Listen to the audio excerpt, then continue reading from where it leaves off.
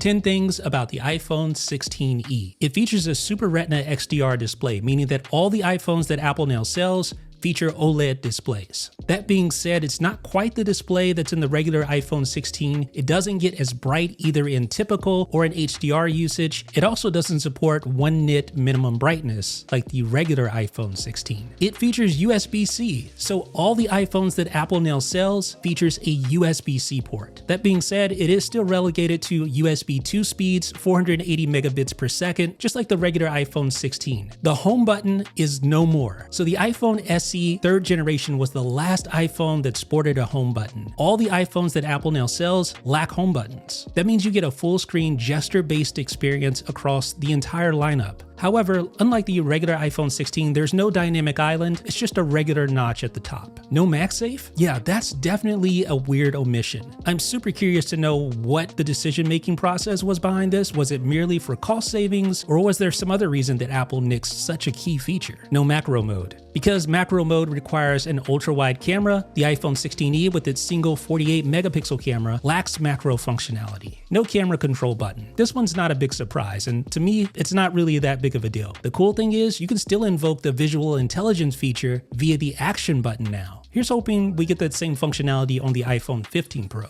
128 gigabytes of base storage. So now all the iPhones that Apple sells start at least 128 gigabytes of storage. That's a good thing. And besides, AI models take up a lot of space. The Apple C1 chip. Perhaps one of the most interesting things about the iPhone 16e is Apple's inclusion of its own in-house cellular modem. It isn't yet as feature-packed as the Qualcomm modems in the iPhone 16 and 16 Pro. However, it does feature sub 6 GHz 5G support, no millimeter wave, but the vertical integration of its modem yields some pretty significant battery life improvements. The iPhone SE 3rd generation and the iPhone 14 Plus are now officially discontinued, and Apple's also removed the iPhone 14 from its website. That can still be purchased via channel partners, but for all intents and purposes, the iPhone 14 and the iPhone SE are no more.